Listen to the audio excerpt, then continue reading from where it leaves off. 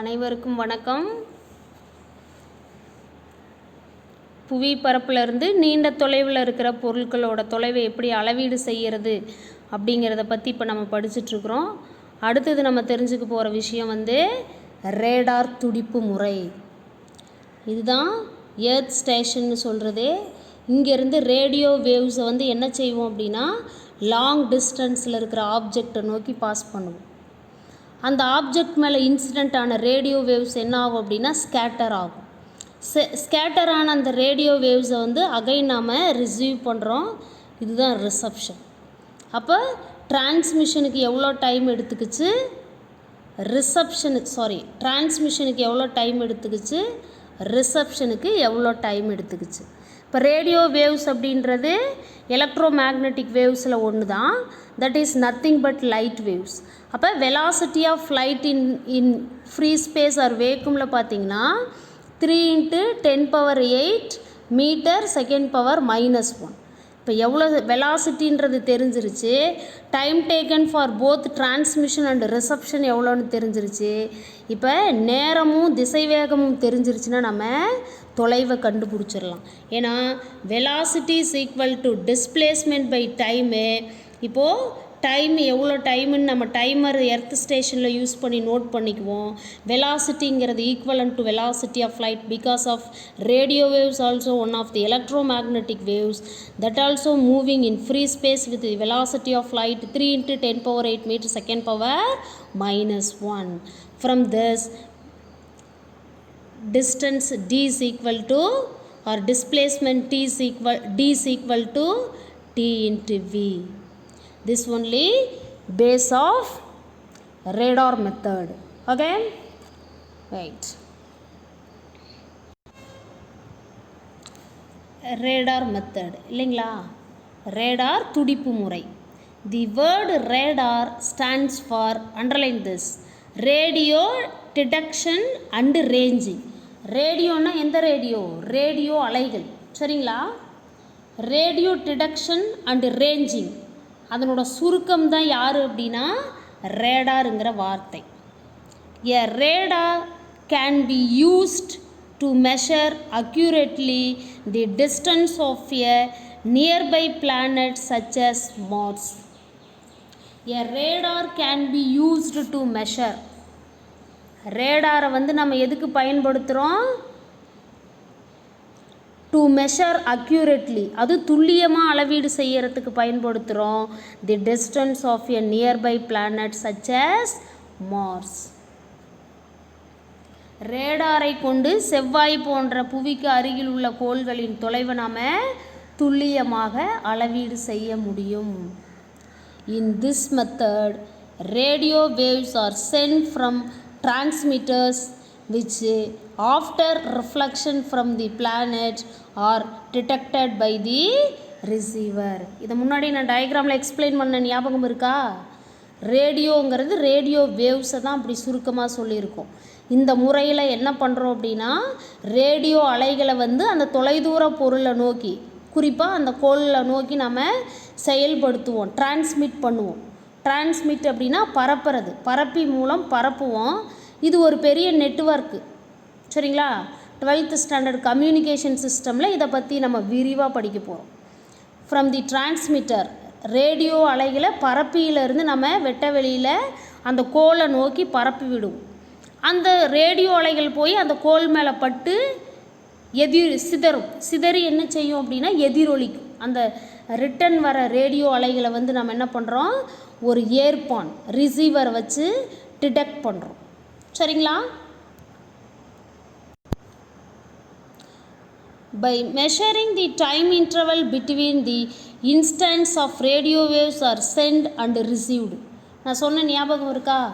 Transmit பண்ணுறதுக்கு எவ்வளோ time எடுத்துக்குது, ரிசீவ் பண்ணுறதுக்கு எவ்வளோ டைம் எடுத்துக்குது. எர்த் ஸ்டேஷனில் டைமர் அப்படிங்கிற ஒரு இன்ஸ்ட்ருமெண்ட்டை யூஸ் பண்ணி டைமை நம்ம நோட் பண்ணிக்கிட்டு இருக்கோம். டிரான்ஸ்மிட் பண்ணுறதுக்கு எவ்வளோ நேரம் எடுத்துக்கிச்சு, ரிசீவ் பண்ணுறதுக்கு எவ்வளோ நேரம் எடுத்துக்கிச்சு. அந்த டைம் இன்டர்வலை, அந்த இடைப்பட்ட கால இடைவெளியை நம்ம அளவீடு செய்வோம். The distance of the planet can be determined. by measuring the time interval between instant of radio waves sent and received, the distance of the planet can be determined. இந்த முறையில் பார்த்தீங்கன்னா புவி பரப்பிலிருந்து ரேடியோ பரப்பி மூலம் ரேடியோ அலை துடிப்புகள் பரப்பப்பட்டு கோளிலிருந்து எதிரொலிக்கப்பட்ட துடிப்புகள் ஏற்பி மூலம் உணரப்படுகின்றன.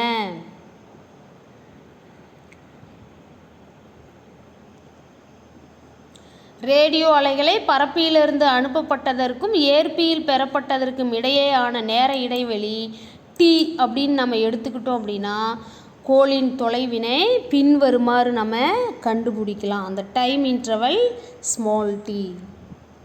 All of you got my point? Okay.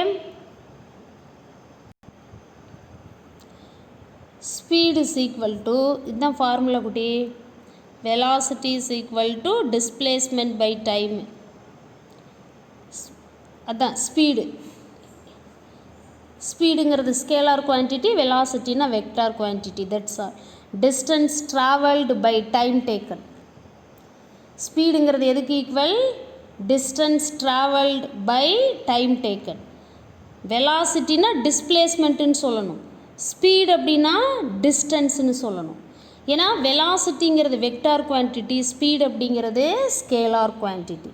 இன்னொரு விஷயமும் இங்கே இருக்குது, ஸ்பீட் இஸ் எக்ஸ்பிளைன்ட் இன் இது, அது வேறு விஷயம். இதெல்லாம் செகண்ட் யூனிட்டில் நீங்கள் படிக்க போகிறீங்கன்னு சொல்கிறாங்க. Distance d is equal to speed of the radio waves into time taken. இதிலேருந்து டிஸ்டன்ஸ் டி கண்டுபிடிச்சிங்க அப்படின்னா ஸ்பீட் இன்ட்டு டைம்னு சொல்லியிருக்கு. ஓகே.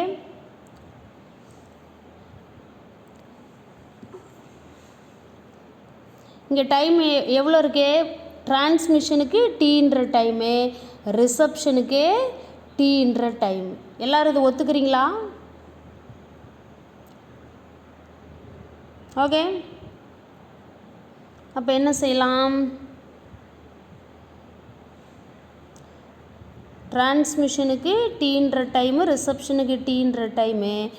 அப்போ 2D டிஸ்டன்ஸ் ட்ராவல் பண்ணியிருக்கும் இல்லையா? அப்போது 2D is equal to velocity or speed into time. இதிலருந்தே D is equal to speed into time divided by 2. ஸ்பீடுங்கிறது இன் ஃப்ரீ ஸ்பேஸில் வெலாசிட்டி ஆஃப் லைட். இதை பற்றி நான் தெளிவாக பேசியிருக்கேன். ரேடியோ அலைகள் அப்படிங்கிறதும் மின்காந்த நிறமாலையில் இருக்கிற ஒரு வகையான ஒளி அலைகள். அப்போ வெட்ட வெளியில் அல்லது காற்று ஊடகத்தில் மின்காந்த அலைகள், ஒளி வெளிச்சம் அப்படிங்கிற ஒளி அலை எவ்வளோ வேகத்தில் பரவுமோ அதே வேகத்தில் தான் இந்த ரேடியோ அலைகளும் பரவும். அப்போ விங்கிறது நமக்கு தெரிஞ்சிடும். எவ்வளோ டைம் எடுத்துக்கிச்சு அப்படிங்கிறத நம்ம டைமர் யூஸ் பண்ணி நம்ம நோட் பண்ணிக்கோன்னு நான் சொல்லியிருக்கேன். Divided by 2 constant. இது மெஷர் பண்ணால் நம்ம என்ன பண்ணிடலாம்? Distance of that planet which is very long distance from the earth. புவி பரப்புலேருந்து நீண்ட தொலைவில் இருக்கிற அந்த கோளோட தொலைவை இந்த அடிப்படையில் நம்ம கண்டுபிடிச்சிடலாம். இதுதான் the distance of the long distance object measured by radar method. Okay.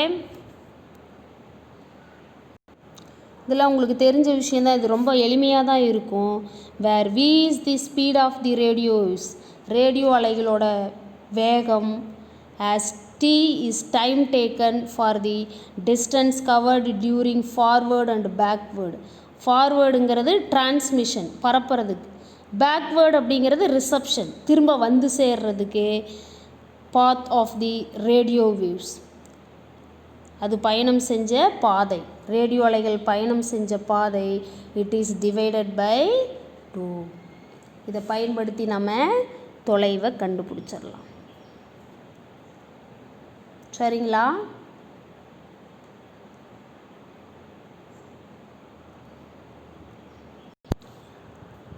இந்த ஃபார்முலா யூஸ் பண்ணி ஒரு ப்ராப்ளம் சால்வ் பண்ணி பார்க்கலாமா? வாங்க. A radar signal is beamed towards a planet and its echo is received 7 minutes later. A radar signal is beamed towards a planet. Radio அலைகள் வந்து என்ன பண்ணுது? பீம்டு டுவர்ட்ஸ் அப்படின்னா அதை நோக்கி அனுப்பப்படுது. எதை நோக்கி? எ பிளானட், ஒரு கோளை நோக்கி அனுப்பப்படுது. அண்ட் இட்ஸ் எக்கோ, அதனோட எதிரொலி இஸ் ரிசீவ்டு 7 minutes later. 7 நிமிஷத்துக்கு அப்புறம் அதனோட எதிரொலியை நம்ம ஏற்றுக்கிறோம், ரிசீவ் பண்ணுறோம், நமக்கு கிடைக்குது அப்படின்னு அர்த்தம். ஒரு கோளின் மீது ரேடார் துடிப்பினை செலுத்தி 7 நிமிடங்களுக்கு பின்பு அதன் எதிரொலிக்கப்பட்ட துடிப்பு பெறப்படுகிறது. If the distance between the planet and the earth is, கோளுக்கும் பூமிக்கும் இடையில் இருக்கிற தொலைவு 6.3 × 10⁻10 metre. Calculate the speed of the signal. அந்த ரேடியோ அலையோட வேகம் எவ்வளோ இருக்குன்னு கணக்கீடு செய்ய சொல்கிறாங்க. 7 minutesங்கிறது யார்? நேரத்தை குறிக்குது. இந்த 6.3 × 10⁻10 மீட்டருங்கிறது யாரை குறிக்குது? கோளுக்கும் பூமிக்கும் இடையில் இருக்கிற தொலைவை குறிக்குது. ஸ்பீட் ஆஃப் தி சிக்னல் விங்கிறது யார்? அந்த ரேடியோ அலையோட வேகத்தை குறிக்குது. இப்போ நம்ம வேகம் தான் கண்டுபிடிக்கணும். கண்டுபிடிக்கலாமா? வாங்க. The distance of the planet from the earth is d is equal to this much of value. Time taken 7 minutesல இருக்குது. SI system of unitsல மினிட்ஸ் என்ன பண்ணணும்? செகண்டுக்கு மாற்றணும். 1 minute is equal to 60 seconds. எத்தனை? 60 seconds. அப்போ 7 minutesை செகண்டுக்கு மாற்றணும்னா 7 × 60 seconds. The speed of the signal v is equal to should be determined. We want to determine. Okay. கவனிங்க. the speed of the signal v is equal to என்ன formula? velocity v is equal to displacement by time. இங்கே ஸ்பீடுங்கிறதுனால distance by time. இங்கே டிரான்ஸ்மிஷனுக்கு dன்ற distance travel பண்ணுது, ரிசப்ஷனுக்கு dன்ற distance travel பண்ணுது. அப்போ total distance travelled by the radio waves 2d. அப்போ v is equal to 2d divided by time taken t. 2 constant. The value of d is 6.3 × 10⁻10 meter divided by t is equal to 7 × 60. இதை simplify பண்ணுங்க.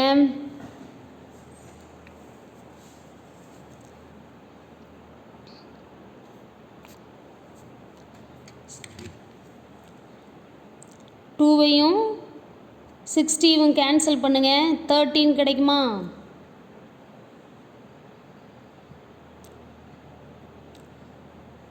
அடுத்தது என்ன பண்ணலாம்? 7 × 30 that is equal to v is equal to 210. நியூமரேட்டரில் யார் இருக்கா? 6.3 × 10⁻10 இருக்குது. இப்போது 6.3 divided by 210 போடலாம். இப்போ என்ன கிடச்சிருக்குன்னு பார்த்தீங்கன்னா 0.03 × 10⁻10. இது 0.03ன்னு ஆரம்பிக்குது. அப்போ இந்த வேல்யூ வந்து ரொம்ப சின்னதாக இருக்குது. இதை ஒன்ஸில் மாற்றுறோம், ஒன்றின் மடங்குகளாக மாற்றுறோம்.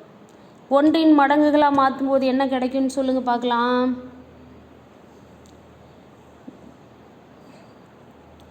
v சமம் 0.03 × 10⁻10ன்னு இப்போ இருக்குது.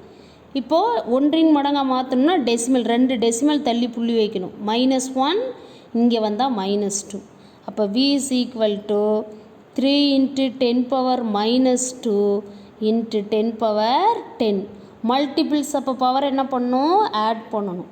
அப்போ v is equal to 3 × 10⁻−2 + 10.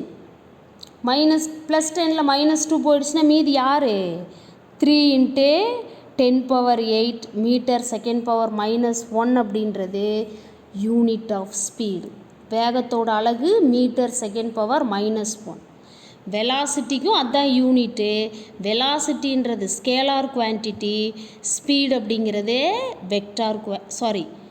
வெலாசிட்டின்றது vector quantity, speed அப்படின்றது ஸ்கேலார் குவான்டிட்டி. ஏன்னா வெலாசிட்டிக்கு டைரக்ஷன் இருக்குது, ஸ்பீடுக்கு there is no direction, only magnitude. All of you got my point? Okay. Thank you for listening, students.